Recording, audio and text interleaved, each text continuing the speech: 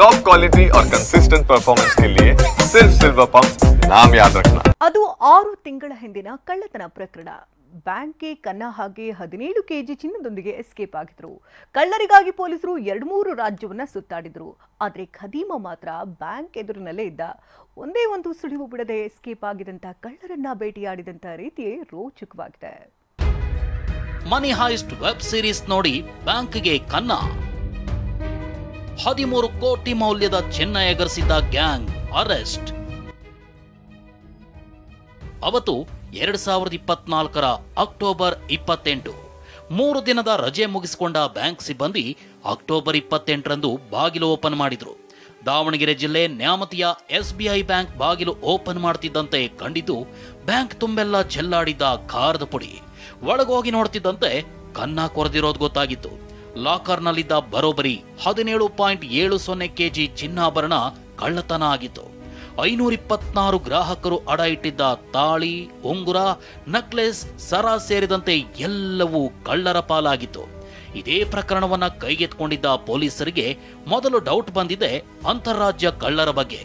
ಉತ್ತರ ಪ್ರದೇಶದ ಕಾಕ್ರಾಳದ notorious gang ಬಗ್ಗೆ ಪೊಲೀಸರಿಗೆ ಅನುಮಾನ ಬಂದಿತ್ತು. ಕಕ್ರಾಳ ಗ್ಯಾಂಗ್ ಅಂತ ಉತ್ತರ ಪ್ರದೇಶದ ವೆರಿ ನಟೋರಿಯಸ್ ಗ್ಯಾಂಗ್. ಈ ಗ್ಯಾಂಗು ಈ ಕೆಲಸವನ್ನು ಮಾಡಿರ್ಬೋದು ಅಂತ ಅನುಮಾನ ಬರುತ್ತೆ. ಯಾಕಂದರೆ ಅವರು ಭದ್ರಾವತಿಗೆ ಬಂದು ಒಂದು ಅಟೆಂಪ್ಟ್ ಮಾಡಿ ಹೋಗಿರ್ತಾರೆ. ಇದನ್ನು ನೋಡಿ ಇಡೀ ನಮ್ಮ ಗಮನ, ಪೊಲೀಸರ ಗಮನ, ನಾವು ಅಂತಾರಾಜ್ಯ ಗ್ಯಾಂಗ್ಗೆ ಹೋಗಿದ್ದೀವಿ ಇರ್ಬೋದು ಅಂತೇಳಿ ಉತ್ತರ ಪ್ರದೇಶಕ್ಕೆ ಹೋಗ್ತಾರೆ, ಕಕ್ರಾಳಗೆ. ಕಾಕ್ರಾಳದಲ್ಲಿ 1 ತಿಂಗಳು ಆಪರೇಷನ್ ಮಾಡ್ತಿದ್ದಂತೆ ದರೋಡೆ ಗ್ಯಾಂಗ್ ಬಲೆಗೆ ಬಿದ್ದಿತ್ತು ನಿಜ. ಆದ್ರೆ ನ್ಯಾಮತಿ ಬ್ಯಾಂಕ್ ಕಳ್ಳತನಕ್ಕೂ ಅವರಿಗೂ ಸಂಬಂಧವೇ ಇರಲಿಲ್ಲ. ಇಷ್ಟಾದ್ರೂ ಪೊಲೀಸರು ಹುಡುಕಾಟ ನಿಲ್ಲಿಸಲಿಲ್ಲ. ಇದೇ ಮಾರ್ಚ್ 16ರ ಬಳಿಕ ಬ್ಯಾಂಕ್ ಕಳ್ಳತನದ ಬಗ್ಗೆ ದೊಡ್ಡ ಸುಳಿವು ಸಿಕ್ಕಿತ್ತು. ಮಾರ್ಚ್ 16 ನಂತರ ಕೆಲವು ತಾಂತ್ರಿಕ ಅಂಶಗಳನ್ನು ವಿಶ್ಲೇಷಣೆ ಮಾಡಿದಾಗ ಕಂಡು ಬಂದ ಅಂಶ ಏನಂತ ಹೇಳಿದ್ರೆ ನಿಮ್ಮೆಲ್ಲರಿಗೂ ಆಶ್ಚರ್ಯ ಆಗುತ್ತೆ.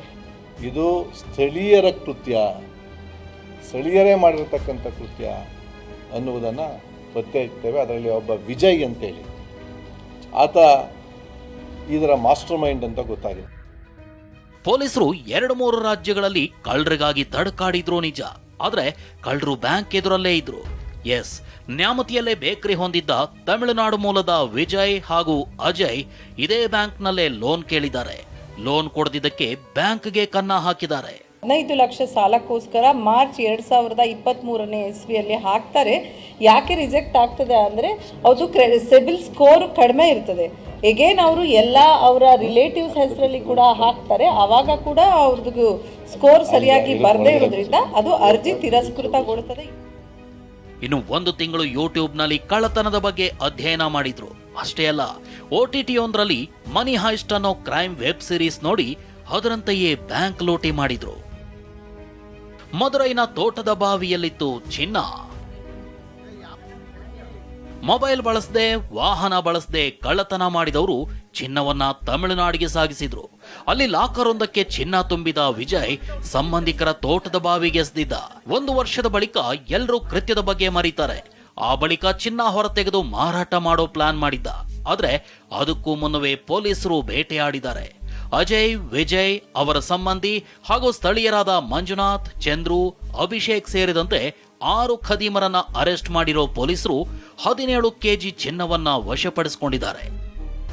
ಬಸವರಾಜ್ ದೊಡ್ಡಮನಿ, TV9, ದಾವಣಗೆರೆ.